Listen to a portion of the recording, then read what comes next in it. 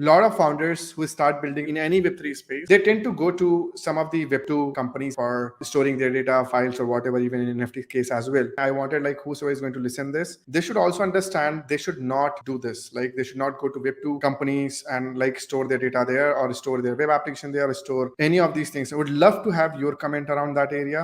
A lot of people won't explicitly use your product just because it's decentralized, just because it's censorship resistant, right? Like often a lot of the times it comes down to the actual product. What is the functionality? What is the cost, etc. And so the opportunity on the Web3 side to me is like, can you create competitive product in this kind of Web3 native way that is competitive to AWS, both on storage costs and computation kind of side of things? Rab, don't you think like having a long running bear market, which we kind of seeing now, or the speculation is like it is going to be till early of 25, don't you think this extended bear market is not just going to kill the weaker project in terms of financial side, plus also some of the good projects who has really good financial, but they are mostly dependent on the financial market to drive their adoptions? And then what is the funding landscape you are looking at? Is that funding landscape is capable enough to like fuel this growth so that they can go till 2025 and like able to get more traction? What is your thought on this?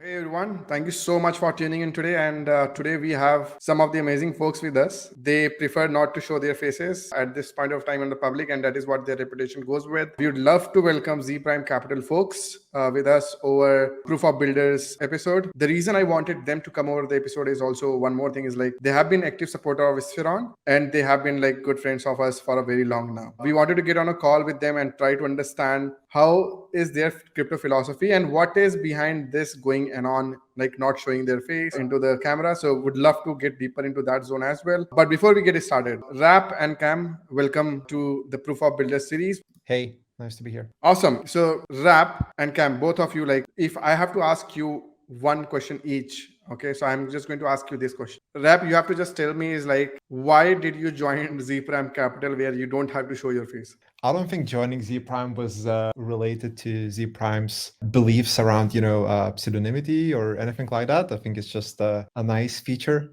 that we kind of came to realize very quickly. My decision to join Zee Prime was like, pretty random, I would say. I basically got hired on Twitter. So, Jacob, who is one of the partners at Zee Prime, he was like in his, stream of thoughts, like expressing some ideas on Twitter live. And, I just picked up like one of his tweets and kind of reached out and we started talking. And at that point in time, I had already made up my mind that, I wanted to join, crypto like full time. And, my previous background was mostly in TradFi. So, kind of felt that like investor capacity would be most interesting to me personally. I believe there are a lot of questions which you are going to ask around the investor personality as well. But thank you so much for being very clear on that, guys. Like why exactly you wanted to like keep the pseudonymous part of it alive into the crypto while joining it. Cam, this question goes to you as well. Why did you even thought to do this? Oh, just too ugly to show my face on camera. No, I think there's interesting benefits to pseudonymity, right? Like I think both Rapless and myself are not like full anon, hard line, you can't find us. I mean, if we're very much like pseudonymous, like if you really want to, I'm sure you can find us online just by searching, Cam ZeePrime or something like that. No. But I think why didn't you spoil it?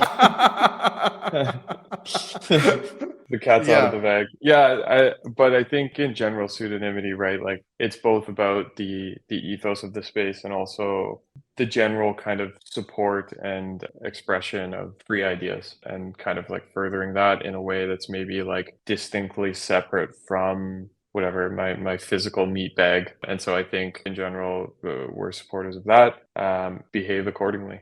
That is awesome to hear. So the reason I did not close my camera while we are talking is because I have different belief. I believe the belief itself is going to drive the entire crypto innovation. And that is one part of my belief is if we can't, as a human being, what we kind of look forward is to see each other faces, try to interact with it, try to understand their emotions, and then you go ahead and like respond to it. That is on one way, it is really good. But once you go to the financial transaction and financial era, that kind of becomes a very much problematic. And that is what I believe you guys are following at ZP. So which is I personally love about as well, is when there is a thought process comes into the picture, once a lot of different theme get involved into the life. So for me, I'm not that rich, so I can basically show my face. Nobody is going to like take any money from me. So I'm good with that. So carrying that thing forward. The intent of the entire proof of builder is to understand a few things from you guys as well directly, because you have been investing into the space for a longer. You guys have been very active into the space, into the infra space, in the space where you guys have been investing into. So just wanted to understand from you is like, once you guys look at the space in current scenario, now when I say current scenario, then basically means like the market in which we are now. And then when I'm going to be saying like the past scenario, which is going to be a bull market. So if you have to compare the build kind of space which you see today in the current scenario and the past scenario, what is the biggest difference which you both feel? I would love to take one by one your opinions. Cam, let's go with you first. So I guess the question was basically, what are the differences we see in today's market versus the past bull market? In terms of people building into the space, like the founders who are building the space, what is their mindset now? Absolutely. So I think in general, we're in a weird way fans of bear markets.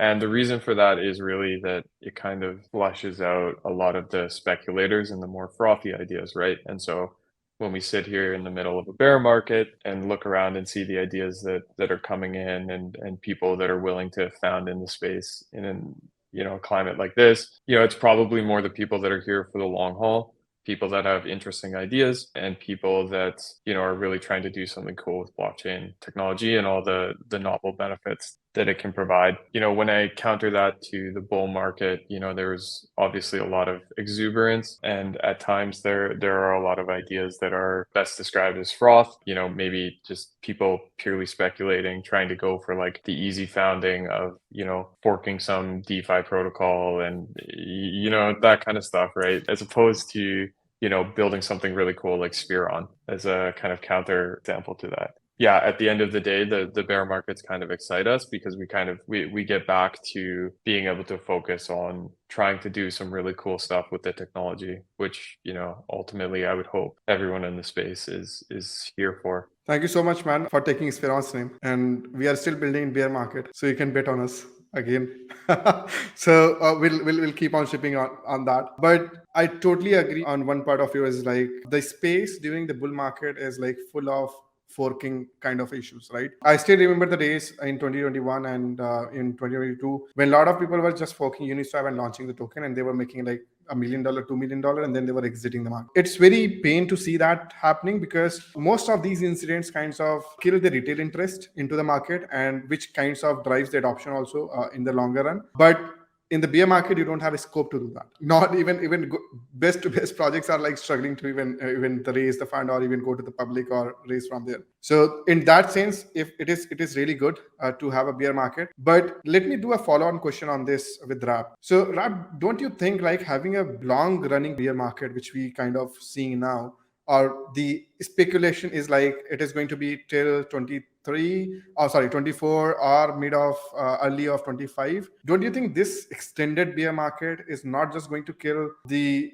robust like the weaker project in terms of financial side, plus also some of the good projects who has really good financial, but they are mostly dependent on the financial market to drive their adoptions? And then what is the funding landscape you are looking at? Is that funding landscape is capable enough to like fuel this growth so that they can go till 2025 and like able to get more traction? What is your thought on this? Sure. So I wouldn't say that good projects that undertake good decisions are at risk of like running out of money, because like if you look at the venture capital landscape, in crypto, there's like so much capital that has been raised and has not been deployed, and ultimately that capital will be deployed in one form or the other, be it like liquid or venture. And the things that we see since mid of last year is that the best, well, quote unquote best projects are getting like massively oversubscribed, and they command like very high valuations, and there's no shortage of interest to invest there from a broad range of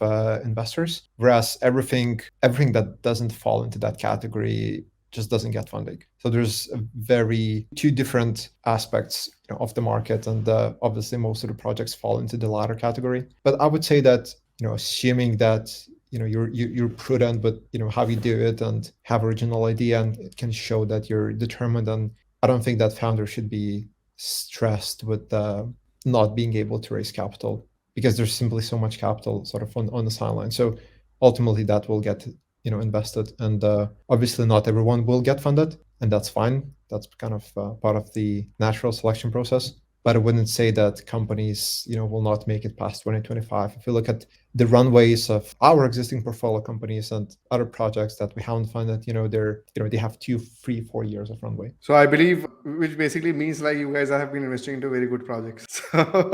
So that is one of the reasons like they might be sitting on a very good pillow cushion of having a good cash flow into their back doors. But I totally agree on that part as well. Rap is like, till now, the founders whom I have been interacting to and the people whom I have like talking to so far, they are very comfortable in terms of like runway as well.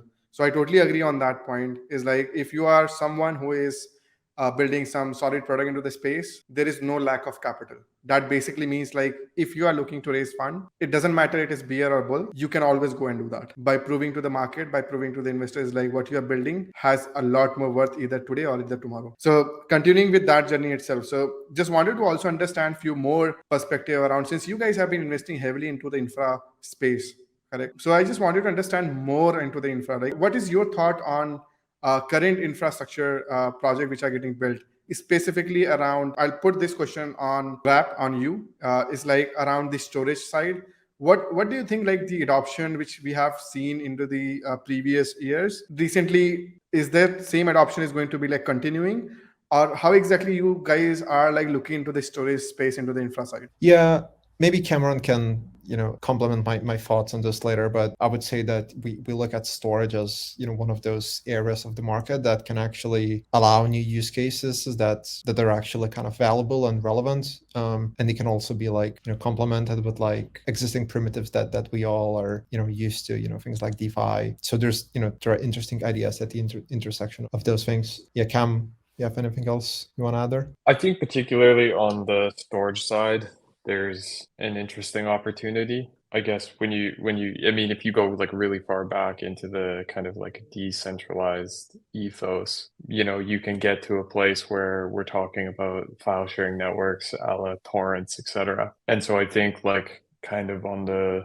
storage side of things, there's an interesting opportunity to level that up in different ways. And in particular, Filecoin is clearly the dominant leader here, as a storage capacity wise. There's other networks out there, but I think Filecoin, very clearly is at least well positioned to service like a ton of needs. And I think, one thing that kind of excites us right now is what'll happen post FVM launch. So the Filecoin virtual machine, for anyone that's quite aware, which is basically an EVM built on top of Filecoin that allows for smart contracts, etc. And the interesting stuff there is basically like the commercialization of Filecoin. So, Filecoin in at least prior form was somewhat hard to use. In particular, one of the things that really excited us about Spheron when we made the investment was effectively what was extracting away the complexity of Filecoin and making it easier for people to interact with. And I think that trend can really continue with FVM and the kind of things that you can do on Filecoin. They're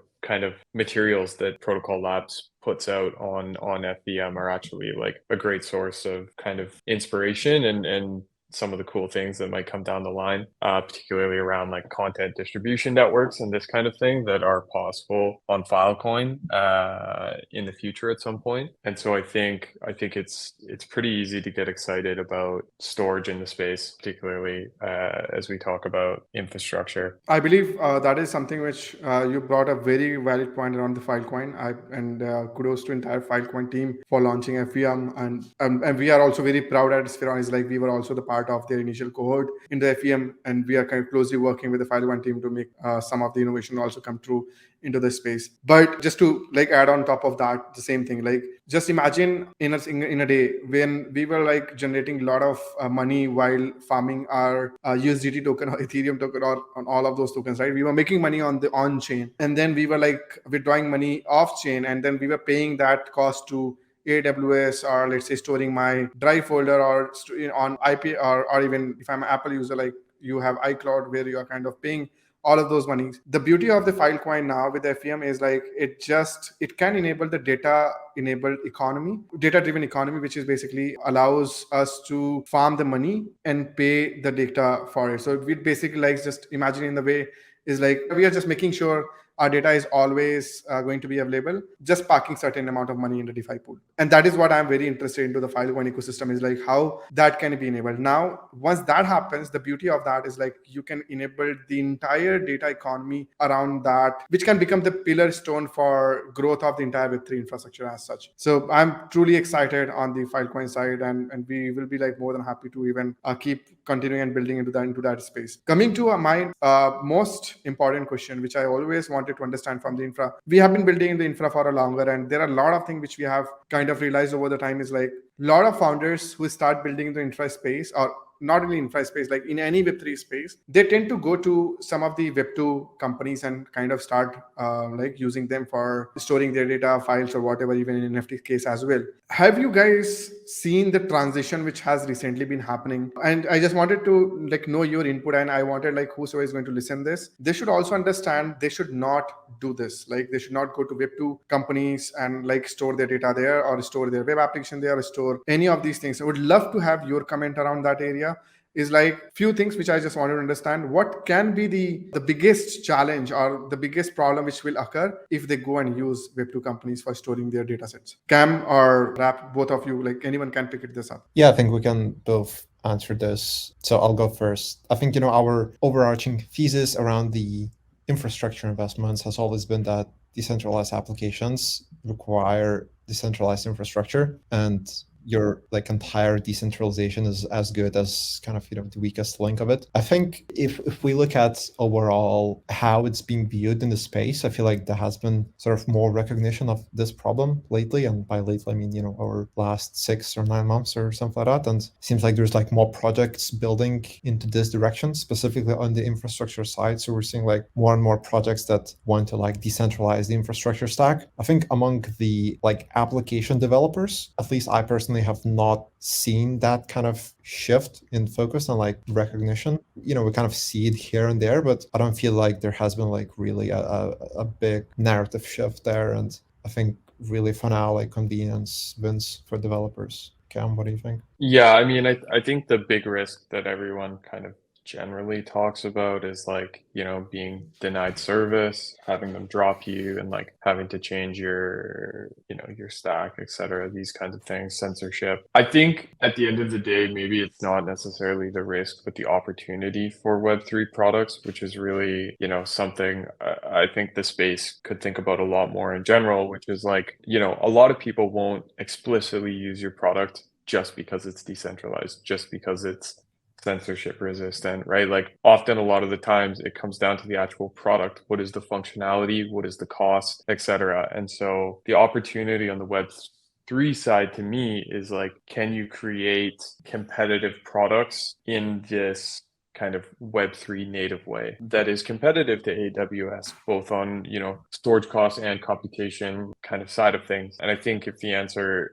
is yes, then you can maybe start thinking about like the additional differential benefits that might exist. But I think like first and foremost, to really succeed here, we need to be able to kind of beat the incumbents on both like the functionality side, but also kind of whatever other latent benefits might emerge from being Web3 native, whether that's the composability, etc. I believe there is one more thing which we always miss out in the infrastructure. Like when we started, like very rare people were using IPFS for hosting their web application, even landing page or even app page. But if we see today, like the bigger projects like Uniswap and all of those people like also trying to host their application on IPFS, that is a big win. What I can see is like it's a big win for Web3 infra and storage space for that sake. But as you correctly mentioned, Cam, is like the biggest challenge into the space, and that is what we also like believe in at Spheron as well, is like if you can provide this similar level of experience to the users or developers like what they have been getting into the Web2, and then building on top of that experience and adding certain more functionality which uniquely kind of differentiate, which is like token, NFTs and whatnot, to basically pump that attention into the space,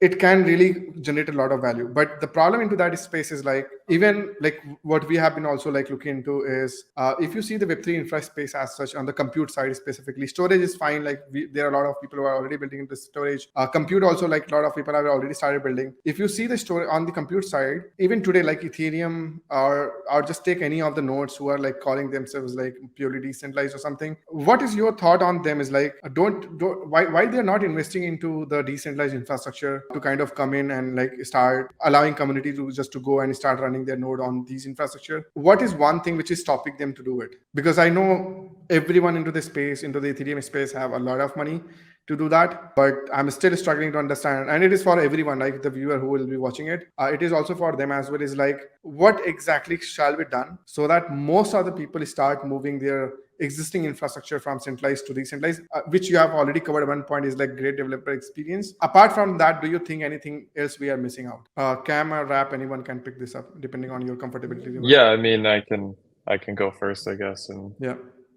I'm sure Rapless has thoughts on this too. Yeah, I think the question about why don't more people run the infrastructure, why don't more people participate, I think it's a very valid question. It's one, we ask ourselves a lot about. I think this is maybe one of the more bearish things people can point towards when you talk about decentralization. Really what it comes down to, I think, and you can see this a lot in governance systems where the voter participation is very low, is that like, I don't know if it's just like people don't care enough or the incentives aren't good enough. It's an important question to like ask and address. I would love to see a world where it's more default and like opt-out systems than opt-in. I think when we look at this problem generalized across many different fields, not just Web3, you find that opt-out models are a lot more successful. So I think like a really perfect example of potentially interesting use case for people, and kind of tying this back to the Filecoin example as well, is that what is like these storage networks, fundamentally what they're doing is basically like creating a valuable resource out of some like an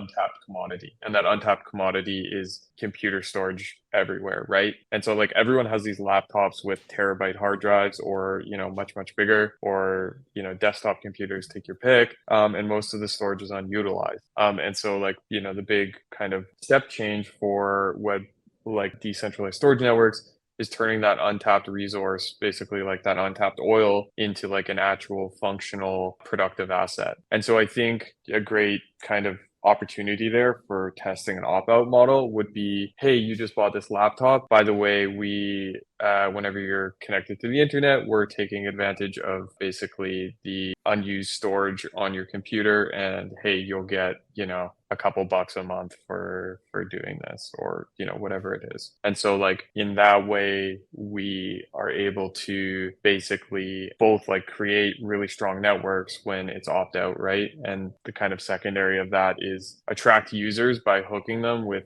the value proposition first and foremost. Like, oh, hey, what? I can do this and it's like defaulted on my computer. Okay, that's pretty interesting. Maybe I'll learn a bit more, right? And so you kind of go, obviously this is like much harder to execute because, that basically requires you to be partnered with like a big manufacturer, or maybe, someone in Web3 spins up their own kind of hardware startup, basically like selling laptops, desktops, whatever it is. But I do think, I would like to see more of that attempted in the space, because, it is a problem that almost every project faces, right? Attracting the hardware and the nodes and everything like this. You often see a lot of VC shops running hardware to support their portfolio companies to bootstrap the networks in the, in the earlier stages, just because it is tough to find people. And I think the expertise is tough to find as well. That I totally agree. Rap, do you want to add any points? Yeah, maybe just 2 points. So one is that perhaps the whole industry just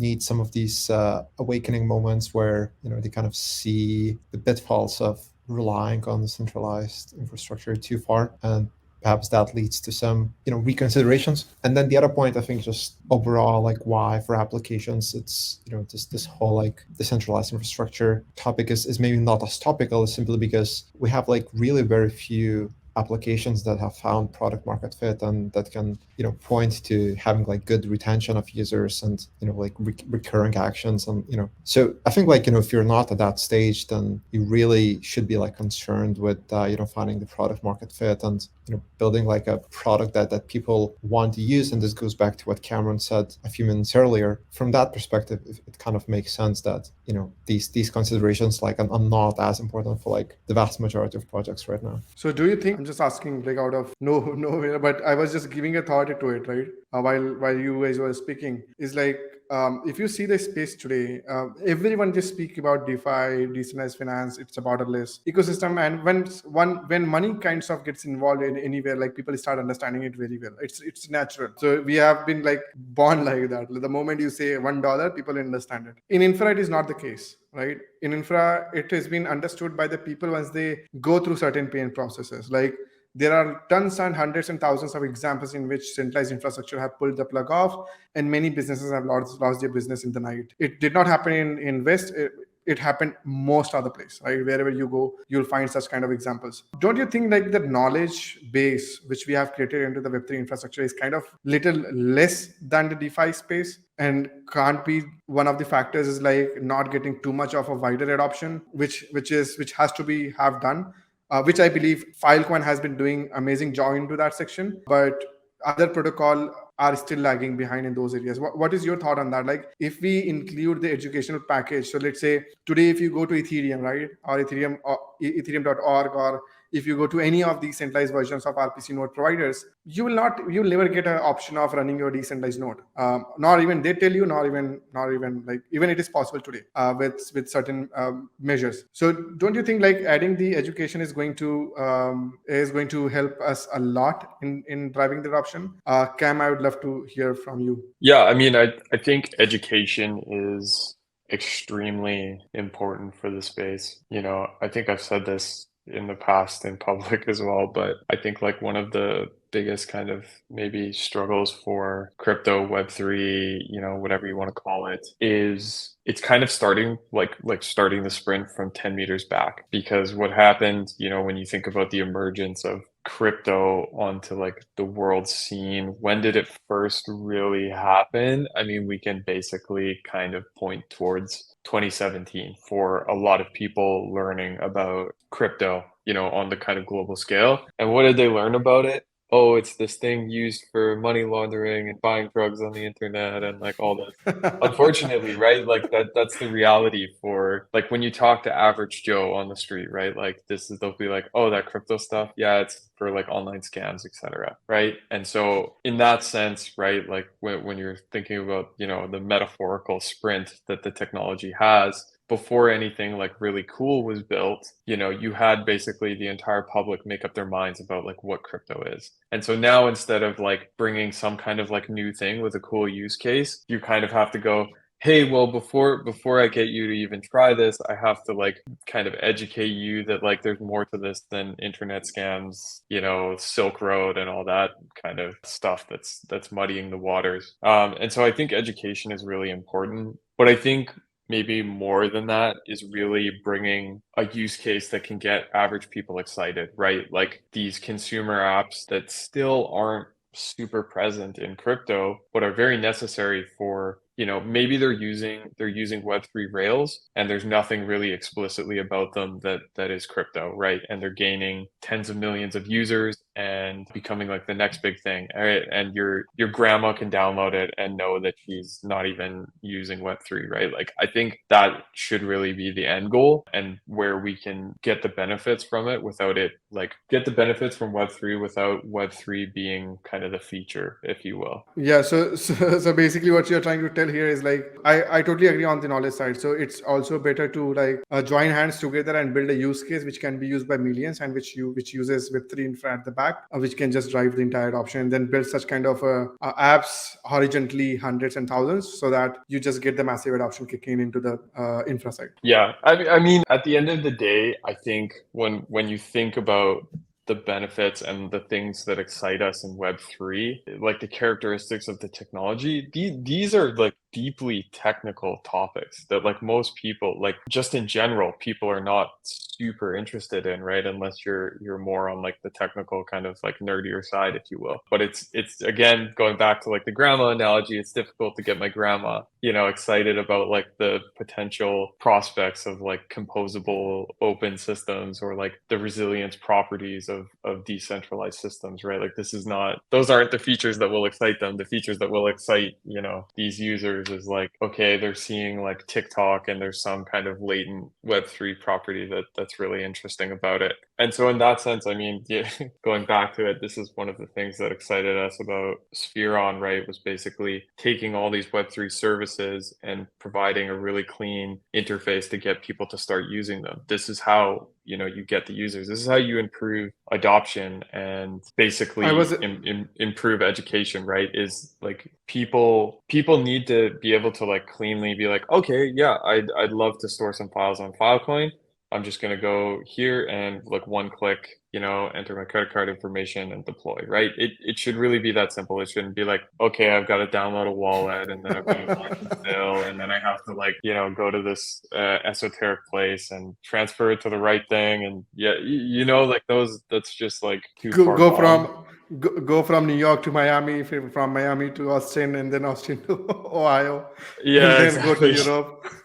and then actually I would argue, I mean, the original question I think was around education, around infrastructure, and I would say that like education is not really as important here, because you really need to educate like more the developers to build like these applications that rely on decentralized infrastructure, and you don't really need to educate users as much. If you think of how you use like the quote unquote Web2 services and products these days, like there's really like no need for you to think of how they're constructed, like how they work on the back end. So I guess I would push back against this kind of like education. I would agree with Cameron around the use cases. Use cases have to like interest people. If you think of the product that onboarded most people in the last cycle in 2021, it was NFTs, I would argue. And most of the people that touched NFTs, they really needed no understanding of the the architecture, let's say, but that didn't really that didn't lead to deterioration of their experience. It's like they still love the NFTs for the reason that they were supposed to be loved, right? And like I guess their incremental understanding of the architectural stack would bring only like very marginal benefits, let's say, to actual adoption of NFTs, I would argue. So I think education is important, but like it has to be kind of like targeted towards like specific people and not just like broad overall user groups, because you can just like bore people to death. Yeah, of course. Nobody wants to be nerdy, right? Like that is what we were discussing. So if you want to be more nerdy and sitting on a computer day in and day out understanding infra, then it makes sense. I totally agree on both of your points. Like, and that is what we have been also like realizing to Spheron, and just to like promote ourselves as well here is like we have recently onboarded around 55 games. There is a itch.com competitor which is getting built into the Web3 space, and they are using Spheron completely. You guys won't believe they have been using Spheron in the background, and it doesn't require them to like bring any crypto. So people are just randomly going and uploading their browser-based games, and it doesn't even ask you like to restrict yourself, go and connect your wallet or bring that money or go to this place to do that. It just happens. So that is where I also incline on the same philosophy which you guys have as well. Is like instead of going with mass adoption or mass education, go with very narrowed and niche education and try to like traverse the tree from there rather than like going from the broader tree which we have now. So coming and following on the few questions more, like, so there are two more questions which I'm going to ask you guys. The most important question is, are you guys, and this is very generally I'm asking this, like, so are you guys investing now? And if you're investing now, which kind of projects you are investing at this point of a time? Yeah, I would say we have never really stopped investing. No bear market for ZeePrime. No, not really. I think you could say that like we maybe slowed down at some point last year in the sense that like okay, there was like not as much projects that we wanted to fund, but that didn't have to do with, let's say, our reduced appetite for investment. It was kind of the more of the fact that there were not as many actionable ideas. Yeah, we're still investing actively, and in terms of what we're investing in, I think it's still kind of broad. So ranges from DeFi to NFT infrastructure and games and middleware, and still kind of like a broad spectrum. Some consumer facing applications is something that we wanted to see, and we saw a few projects come along that kind of fit that criteria. So just to summarize few things, like if you are a founder and if you are looking to raise fund, ZeePrime is the best place to go at. And even though in the bear market doesn't matter where exactly you are at your stage of the building the product, believe us, the investors who are investing into the bear market are the right investor you should work with. So kudos to the entire ZeePrime team, like to keep on investing into these projects, the awesome projects which are getting building into the bear market as well. We'll be looking forward for more news coming out from your side. Who are the new portfolio companies you guys are investing into? Carrying on few more questions, like the last question which I just wanted to like add on top of it is like, and then there will be one more final question which you guys have to just add your thought into it. The last question is like, let's say if somebody has to reach out to ZeePrime today for the investment or for any such sort of a thing, where exactly they should head towards? Cam, if you can. Yeah, I mean, they can reach out to us on Twitter or any one of our personal Twitter accounts, or find us via email. It's research@zprime.capital. If they're fundraising or anything like that, they can find us through those channels. Just wanted to give our Twitter handle, which is Zee Prime Cap. Sure. We'll make sure like once video goes live, everything is there. Is it fair to say like they can also reach out to Spheron.network to connect with you guys? Absolutely. So we'll be more than happy again. Guys, if these guys are not responding, shoot us a DM or shoot us an email. I'll not drop our email or else everyone is going to spam it. But join our Discord. You are going to find the Discord and all the links there.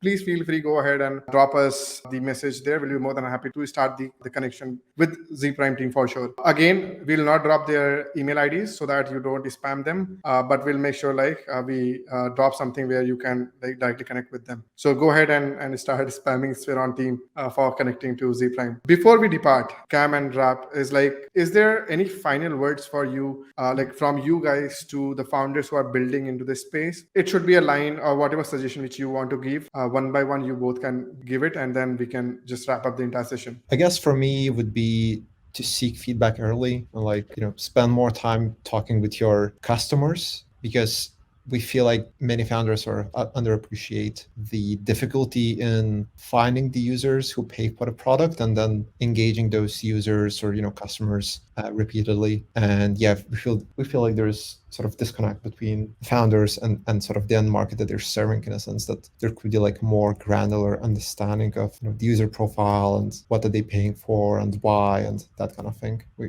think there's a lot to be done there. Awesome. I believe the best advice you have.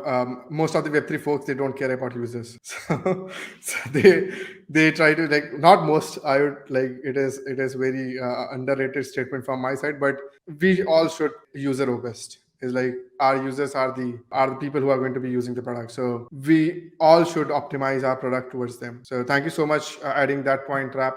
Cam, do you want to add anything? I'd say similarly along the kind of the product vein that Rapos was mentioning, is just really focus on what is the differentiation of your product, right? If you're pitching, this service exists in Web3, but I'm decentralized, I don't know if that's a sufficient product differentiation to really get you paying users. I think, you really want to focus on what you can unlock to make something that's newer and better than Web2 could ever dream of being. So more around token economics, more around driving incentives around the platform so that people can more engage. And that is what I personally love about being in crypto. So is that what you were pointing towards, or is it something else? Yeah, to some degree, maybe less so on the token side, but more so on just one of the biggest characteristics of Web3, right, is open and composable systems. So you having your product in Web3, how how are you leveraging that to do something that's not possible in Web 2, right? That has a bunch of closed systems.